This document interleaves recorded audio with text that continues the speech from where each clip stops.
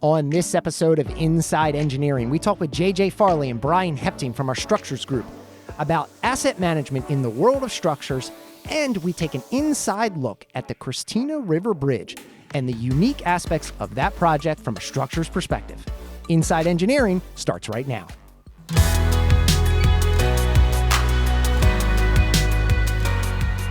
Inside Engineering, untold stories and fascinating people from the world of civil engineering. This is episode 19, recorded in January 2020. Asset Management of Structures with JJ Farley and Brian Hepting. Inside Engineering is an RK&K podcast. Learn more at rkk.com/podcast. And welcome back to another episode of Inside Engineering. In the studio with me today are two wonderful people. Really high quality individuals. Two of our directors, both based in our Baltimore office. To my left here, Mr. JJ Farley. JJ, greetings. Welcome. Thanks for taking time out of your immensely busy schedule. Pleasure to be here. Big fan of the show. Thank you. Yeah. You've subscribed? I've subscribed on multiple platforms. Man, what a guy. Exactly. Thank you so much. And then on the other end over here is Brian Hepting. Brian is also a director in our structures group. Both of you are in our structures group. Brian, thanks for also taking the time out to come here today. My pleasure. Good morning. Also a fan of the show. Love the energy you bring. That is done. The kindest thing a guest has ever said to me. Not that any guests have ever said anything unkind to me. We're looking out for you. Thank you. You guys are great. Well, you guys are in our structures group, so you deal with things that are structural. I can't even make the joke. I try every time. It's just not funny anymore. No, but you guys, a lot of what you do has to do with things like bridges and stuff. So today we really want to talk about what you do. We're going to get into asset management and sort of the whole life cycle of that world. We're going to get into a specific project. Brian's going to walk us through that. So that's going to be exciting. So a really cool bridge project over a big old river in Delaware. Mm-hmm. And then we'll talk about some career stuff too as well. So all right. Why don't we start with you guys talking about what you each do here and sort of the overlap between it. Okay. I'll jump in. This is JJ. So I've been here for 26 years. So I've done a lot of things over the course of that time. As you said, structures does kind of encompass a lot of things. Bridges is what pops in everybody's mind originally, but there's a lot of other stuff. Retaining walls, culverts, small drainage structures. We've done a lot of work for metro systems, and we've done some actual building designs for them and for other clients. And we get into just kind of all sorts of facilities-related structures as well. Big portion of our work is water and wastewater, a lot of concrete structures underground and above ground, all the big tanks and that type of thing at treatment plants. So we kind of cover the whole range of things. Sign structures, I don't want to forget those. We do a lot of those, actually. Sure. We had DJ Wacker and Maya Tatenklo on a couple weeks ago talking about wastewater facilities. So at in Baltimore, there's a couple of big wastewater treatment plants. Mm-hmm. You're saying that structures would play a big role in the development of a facility like that? For sure. Yeah. The city owns two big water treatment plants, and we've recently finished up the construction on a major expansion of the Patapsco wastewater treatment plant. Major tanks and buildings, thousands and thousands of cubic yards of concrete, hundreds of piles driven into the ground, big project structurally, not to mention all the systems and processes that go into that. Nice. Okay. Yep. And a spin-off kind of to what JJ just described as our scope of work, so to speak. All of this infrastructure is aging. Mm-hmm. And needs to be inspected, the conditions evaluated. A lot of what I manage is condition inspections of these very same assets. So getting out in the field, evaluating their condition, reporting that condition back to the owner so they can be maintained, preserved, replaced, whatever the condition might be. So that's a lot of what we do as well in structures. And we're going to get into more of that in a minute. But Mm-hmm. what you're describing right now, where you're reporting back to the owner, that sounds like that's a big benefit to them to have someone out there sort of evaluating this stuff. In a big picture, what do you guys do that helps our clients, or how do you help your clients help our clients with what you do? Well, I think from an inspection standpoint, we maintain a staff that is certified in what they do. They have training and expertise as well as the field experience in doing that work, so that we can provide clear recommendations, wise recommendations to the owners on how to maintain their assets to really get the most life out of these assets that are very expensive. They're expensive when they were built, and they're expensive to maintain. So you really need to have a good eye for what needs to be done to them, and we provide that service to the owner, which is much appreciated. If someone's looking to get into the structures field, let's just say beginning of career, they're in school now, getting ready to finish up soon. What would you be looking for in terms of that kind of staff? I mean, from a sort of college, university training sort of aspect, we got to look more closely at some of the design side things that they would be taking as classwork. Concrete design, structural steel design, the structural analysis classes, foundations design is certainly a big benefit. So those sorts of things are what we look for in a new hire coming out of school. And then beyond that, a lot of the stuff for inspections kind of builds on that basic knowledge that you've Right. kind of picked up, and that you can glean a lot of kind of experience, if you will, in sort of the inspection side by doing the design. So you put the stuff down on paper, you've thought about it sort of in a theoretical way, and then you get out in the field, and that's when you kind of understand what you put down on paper and what it looks like. And Brian, if you want to. Yeah, likewise, it's a combination of book smarts, the curriculum you take. Of course, we're first and foremost looking for Johns Hopkins graduates. When you can't get a Delaware graduate, of course. Yes, everyone fills in after that. But then from the field perspective, a lot of it is based upon getting out in the field and getting that hands-on experience. But you have to understand how bridges and structures function before you can go out and determine their condition and report back on that. Yeah, I mean, a lot of it, Brian touched on it a little bit. There's a lot of sort of certifications and training, but that happens kind of once you're here at RK&K. Sure. There's certain federally mandated classes that an inspector ought to have to be called an inspector or a team leader. So we make sure that the people get that. A new hire, we sign them up as soon as we can, the most, proximate class for that kind of thing, get them in there and get that done so it's on their resume.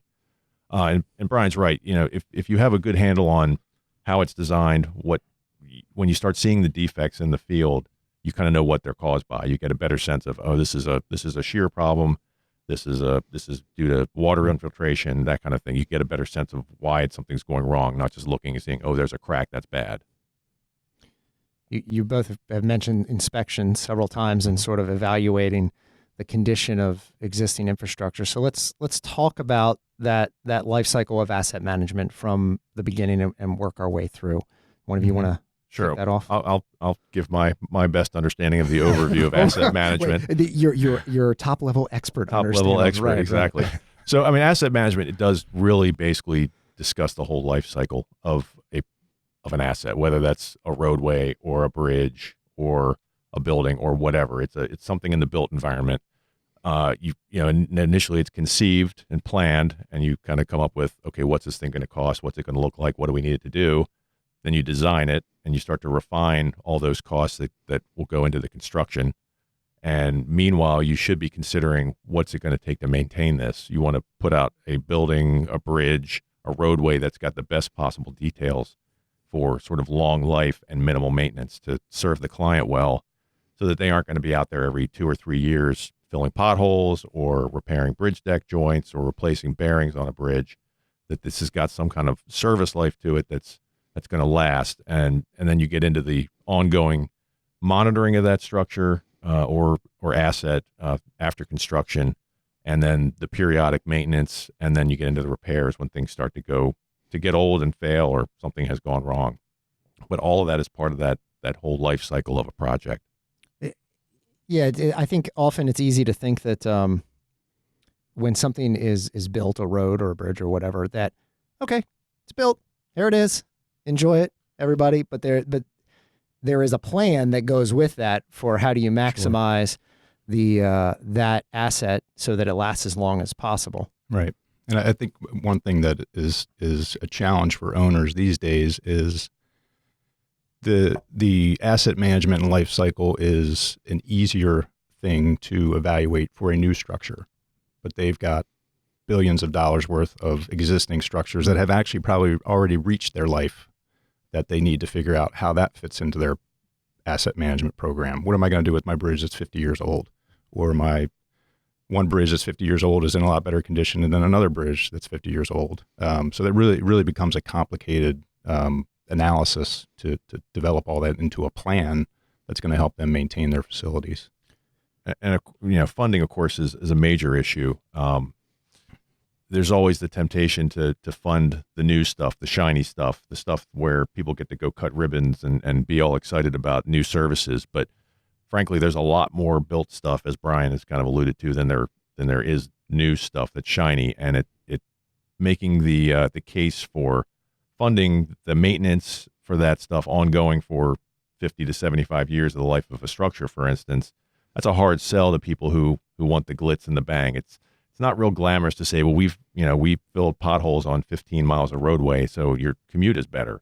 But as your car isn't ruined. Now we've seen recently a local roadway had some serious pothole problems, and that became a major issue. But that's the exception rather than the rule. Most times the maintenance is not glamorous. It's just a nuisance because you see all the orange cones and your traffic is slowed down. But you don't really feel like, oh, thank goodness they replaced that joint, or those bearings look way better now. It's not flashy, so it doesn't get the attention, but it needs to. So Brian, you mentioned a bridge that's 50 years old that needs some work. That's a specific challenge that you face. How, thinking of maybe an example project, how would you go about fixing that specific problem in a way that kept the bridge serviceable, even though it may be very near to the end of its service life? How do you address that problem? Generally, it all starts with a hands-on inspection, getting out there, really getting to know the structure, figuring out what's wrong with it, not just figuring out what the deterioration is, but what the cause of the deterioration may be. And you need to address kind of both of those issues. A lot of what we see with bridges has to do with deteriorations of the bridge bearings and the ends of the beams, which is a result of the joint up in the roadway. So you can't just go in and fix the beam without addressing the joint as well. So it all starts with a hands-on investigation and a review of the structure itself. And then, we rely on our experience with how to address these different situations. A lot of state owners have standard ways that they deal with, again, in that circumstance, fixing the joints and the bearings. And we rely on our experience so we can go back to the owner with fixes that, again, will extend that service life. So they're not looking at having to replace the structure. They've just bought another 40 years of service life. It sounds like there is the potential there for some creative solutions to those problems that still conform with what they're looking for, but maybe thinking outside of the box. Am I right there? Oh, absolutely. Yeah, I for sure. I mean, the bridges all look generally the same, but each one of them is in a unique circumstance, whether it's the roadway profile and condition. Is it down in the bottom of a hill, or is it the top of a hill? Is it right next to a river? So each of those environments presents certain challenges, both to the structure's life, but also to how you go about fixing it, just from an access standpoint or the materials that were used. There's just a lot of different ways that you can approach those. And of course, technology continues to advance. There are lots of new materials that do things better and different. There are opportunities to, like on a concrete girder, you might decide to wrap that with a carbon fiber wrap to give it additional strength without, having to rip the beam out, or without sacrificing vertical clearance underneath the bridge because you had to build something heavier and larger. So there's a lot of ways to innovate, and we're constantly having to stay alert to what are the new technologies that scientists, for the lack of a better word, are coming up with to help us to do things a little better and smarter. Mm-hmm.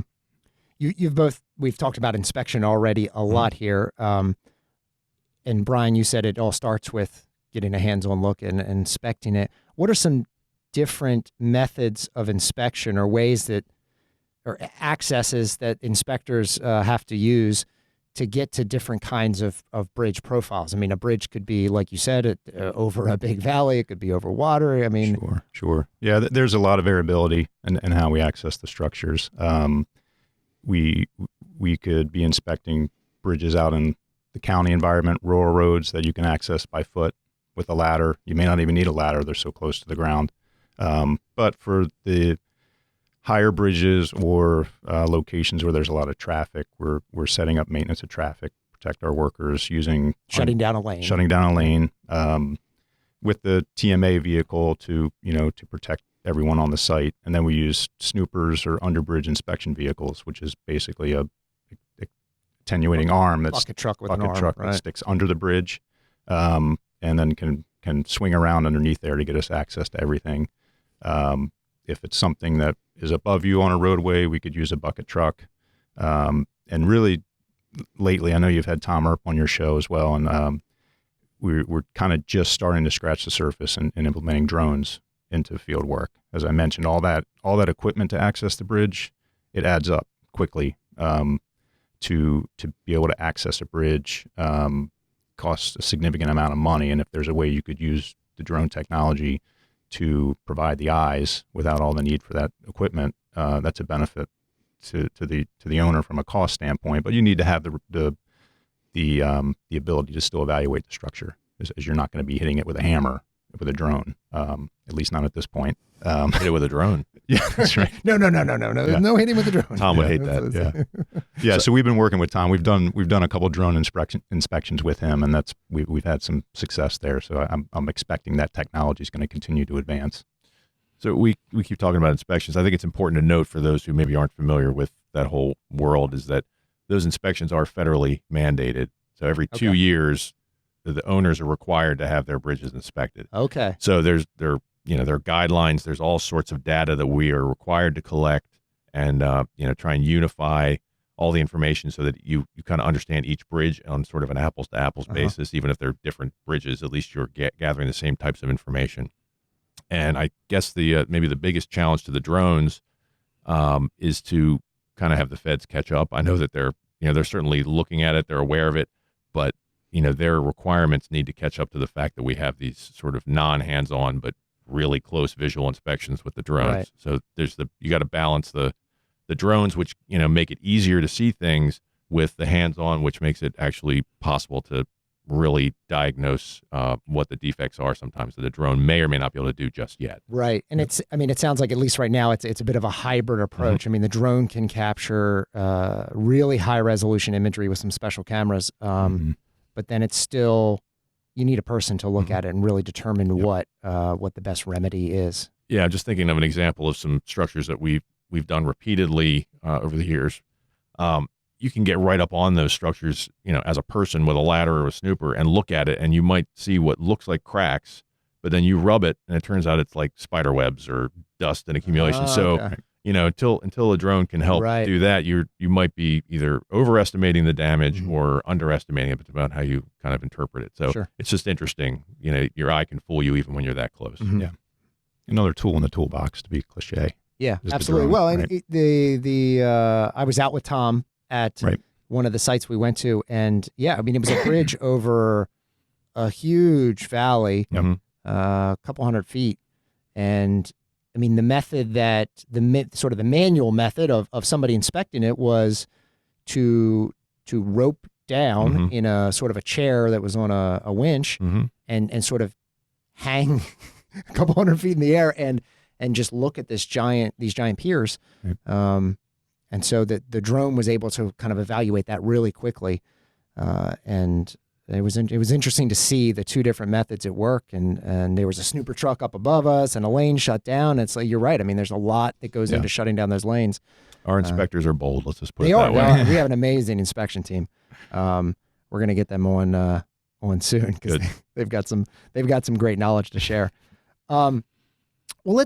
Speaking of bridges, Brian, you've got a bridge that you want to talk about, the Christina River Bridge in Delaware. Yeah, I guess we talked a lot about inspections, but I think the heart of our staff would say the design experience, right? Designing something on paper and seeing it come to life and be able to go out and see it in the field one day and actually use it is something we all kind of aspire to do. A particular bridge up in Delaware was just recently open to traffic. I can remember it was probably 2004, being in meetings with Bill Hellman and kind of selling this bridge up in the Wilmington riverfront.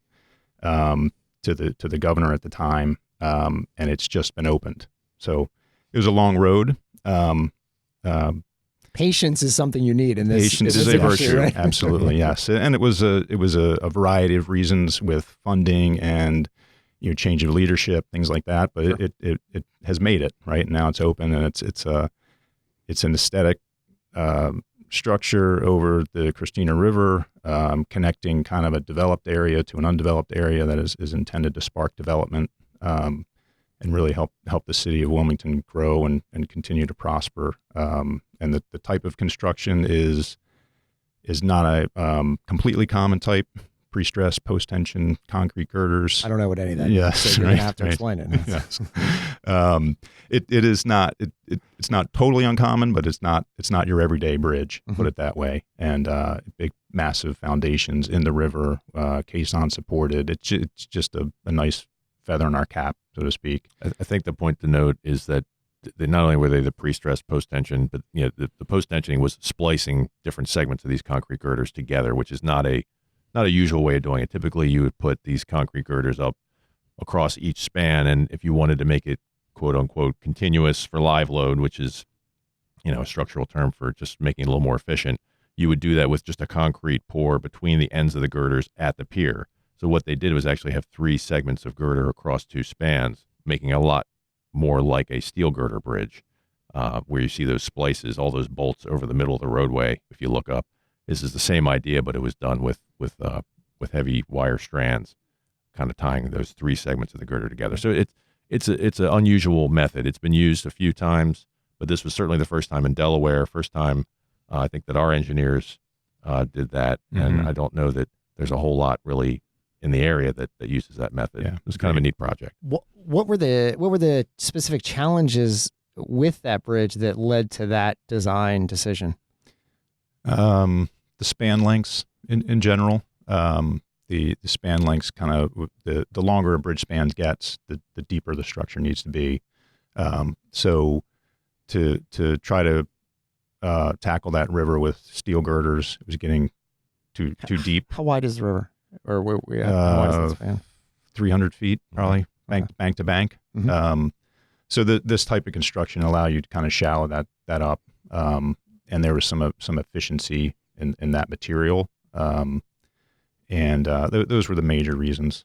And if you're talking about a conventional concrete girder bridge, like I was mentioning, you would span all the way to that pier. So you'd have a 150 foot long plus girder, which really is sort of hard to ship. I think the longest one I've seen shipped, and I'm no expert across the country, but is 135 feet. So you're talking way longer, very heavy, challenging to get the road permits by the hauler to get it from the plant to the site. So by doing it this way, you had shorter pieces, which were more conventionally shippable. It was a lot of it was just logistical. So, in part, it was. Yeah. Okay, interesting. What else about this project stands out to you guys?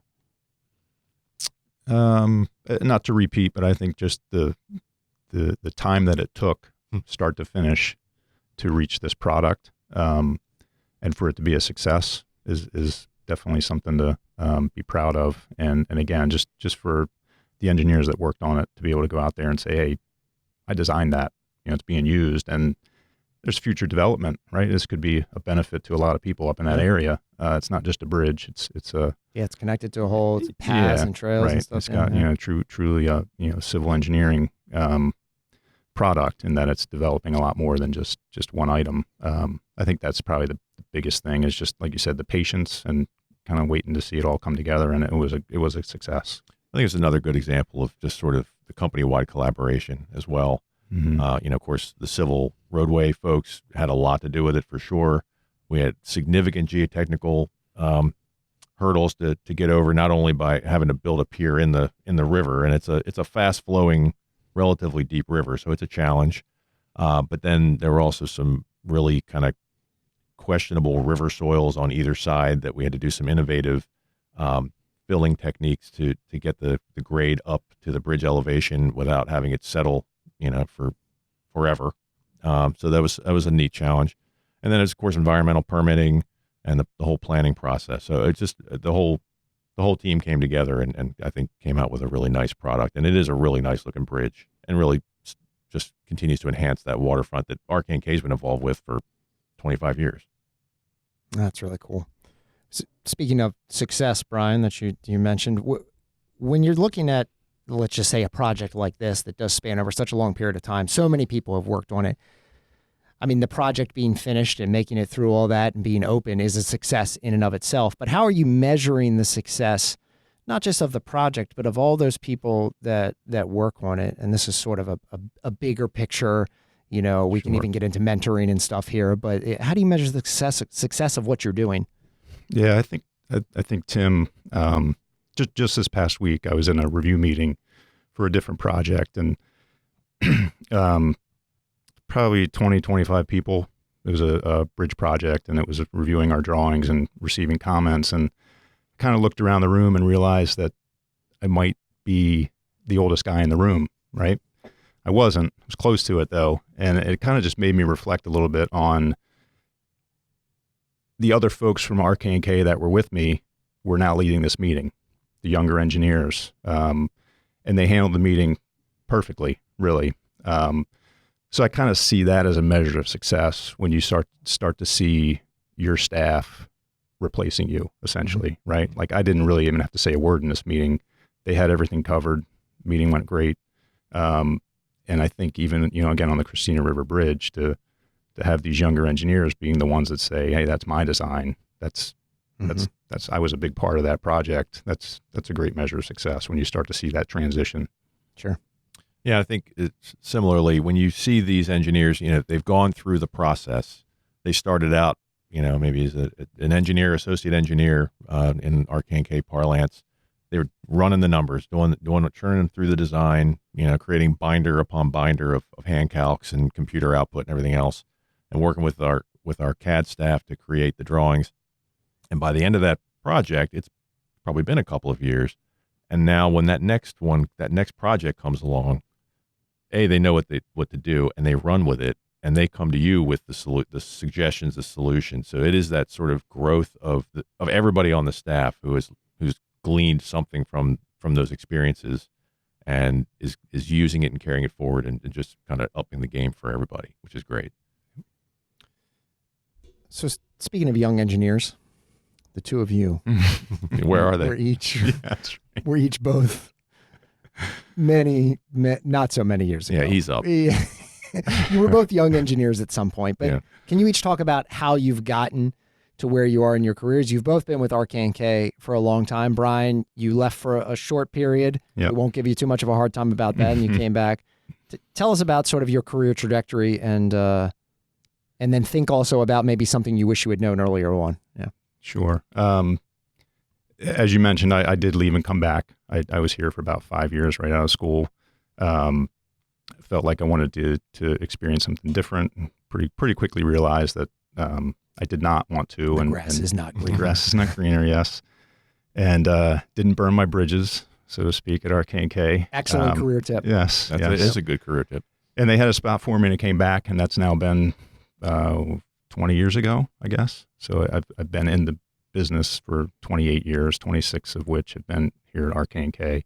And, you know, I just said to JJ this morning, I think our department and RK&K in general, like JJ and I are probably going to sit across from each other for 40 years when all is said and done, 40 years plus, however, you know, assuming everything goes well. Yeah. Let's hope. But that's I think that's something to be proud of, right? Yeah. That's really cool. He's not the only one in the group that I could say that about. Mm-hmm. And I think we would like to think that the younger staff in our group are seeing that as well. And they have some sort of vision that they're going to be, you know, Courtney's going to be sitting there saying, Travis, remember 30 years ago when we were designing this or doing that or whatever, like that's our goal, I think, is to maintain that. And JJ and I came up in an era where we had that before us. You know, the Chuck Easters and the Stuart Montgomerys, John Van Slikes. There were staff that were that tenured that we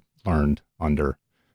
So there's a lot to be said about that and that history, and we hope we're mentoring our staff that they're going to kind of continue that tradition, if you will. Yeah. Absolutely. That's great. Yeah, it's pretty neat to think about. Like Chuck Easter started here, I think, in 1969. He's passed on, unfortunately, but so we worked with him for a good 15, almost 20 years probably before he retired, and to think but that we had access to experience that extended back to 1969. It's kind of neat too. So we've got that chain of experience, sort of that ancestry of the structures group. It's kind of cool to think that we've touched that, and hopefully we can pass that kind of thing along.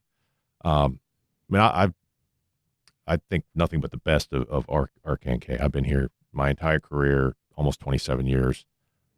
It's just a different place. I've been on some big projects where I've worked with people from other firms. So you get a little bit of a sense of other firms' cultures when you're in that kind of setting, because you've been co-located with them. You're kind of living the life together with them. But the way they do it it's a little different. And I just find the way that RK&K approaches things, the culture that we've established here and continue to foster, I think is just really something special and unique. And I appreciate that the partners are aware of that, and that all the people who are kind of coming up through it get to benefit from that and are carrying it on themselves. Yeah, because I think it's if you're coming up early in your career, I think it's easy to be terrified of staying somewhere for your entire career. Sure. And think, I mean, this is it. This is where I'm staying.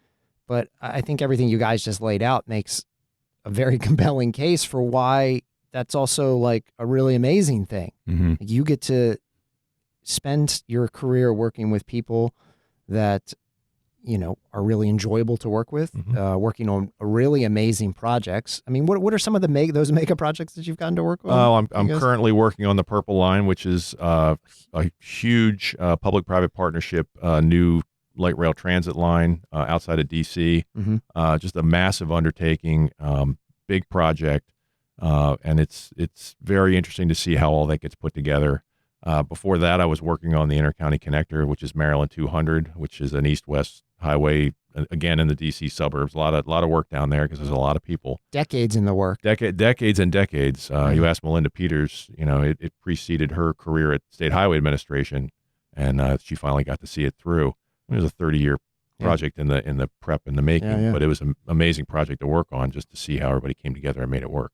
Right, but that's the kind of stuff that you'll get to, you get to work on and with people that are, I don't know, I think you guys are pretty cool. Appreciate that. I mean, there's, I've heard some rumors from other, but let's not talk about this. In my, I think you're right, Tim. Real quick, it is. I think the projects are a big part of it, but I do think the people, like you gotta be going somewhere that you are happy with the people that you're sitting with every day. JJ actually just sent me an email a couple of days ago with a quote. It was a quote we used to exchange regularly when we were much younger, and he just jokingly put it in an email, and he asked who used to say that, when in fact it was me that used to say it, right? So that's how long it's been. It's been a long time together. So, but it is the people really that keep me engaged, seeing those folks grow, and then seeing the new folks come in and knowing kind of what they have in store for them. It's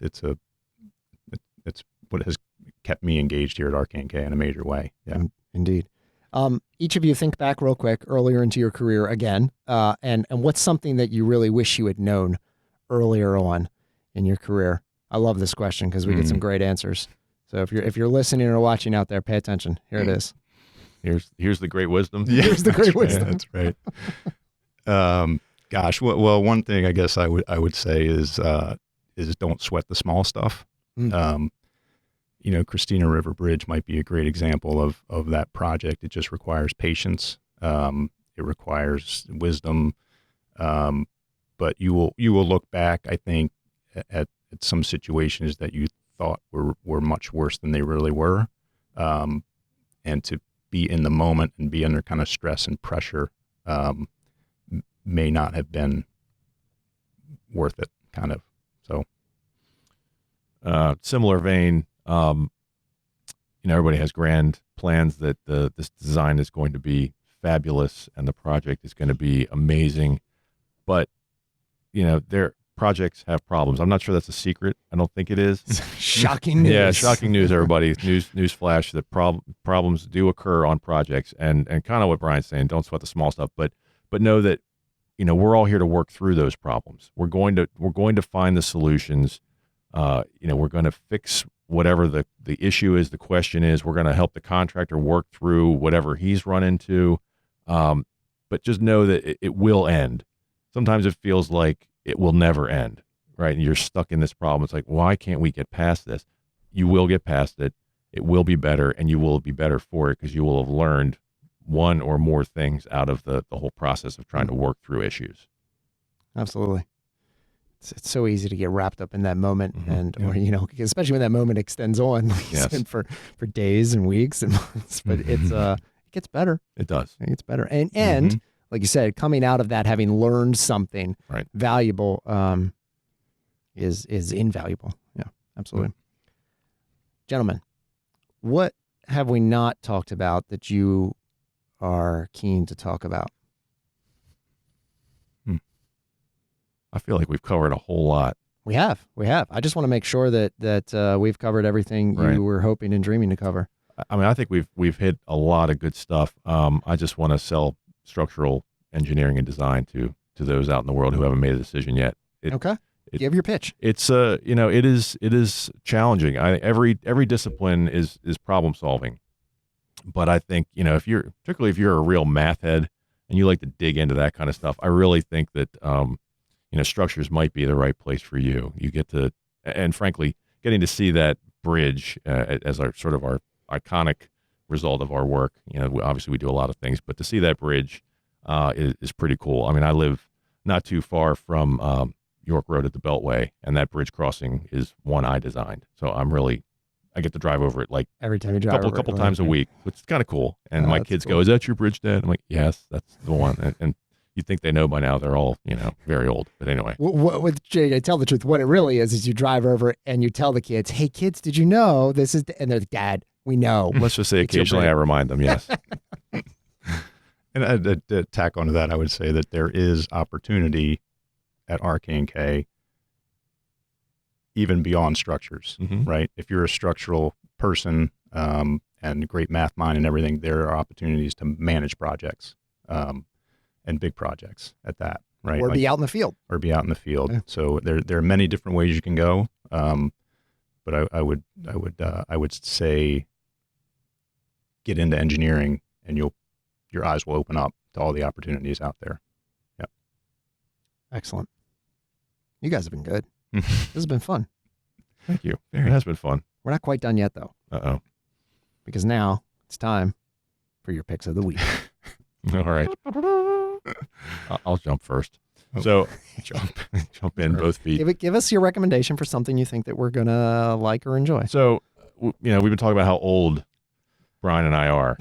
So really, I guess we sort of have the lead to it. Thank you for continuing to hit that. But I'm going to go old school because I think that there's a large segment of certainly the RK&K population and maybe the listener population in general who needs a little bit of cinematic education. Ah, okay. Yeah. All right. So here we go. my recommendation is Fletch, the movie, starring Chevy Chase. Chevy Chase. Yeah, 1985. Classic movie, a little bit mystery, a lot of comedy, and Chevy Chase is on fire.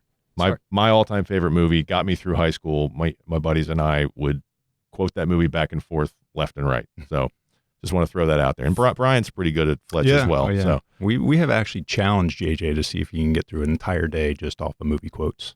Oh, and not just Fletch, but I assume he's attempted to accept that challenge. He's come pretty close. He does pretty well. I may have deferred, but he's a movie buff. He's a movie buff. Yeah. All right. I mean, best.